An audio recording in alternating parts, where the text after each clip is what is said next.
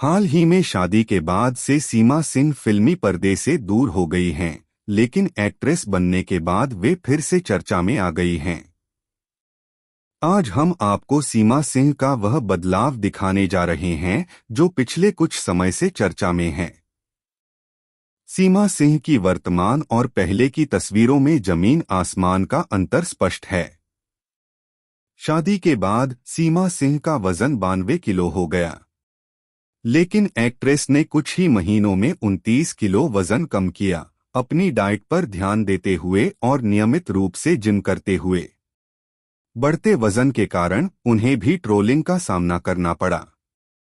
यही कारण था कि अभिनेत्री ने अपनी नवीनतम तस्वीरों के साथ उन सभी ट्रोलर्स को मुंहतोड़ जवाब दिया। एक्ट्रेस ने अपनी वजन घटाने की अपनी यात्रा पर चर्चा करते हुए बताया कि वह सिर्फ 5 महीने में 29 किलो वजन कम किया था। नायिका हर दिन व्यायाम करती थीं और योगा भी करती थीं।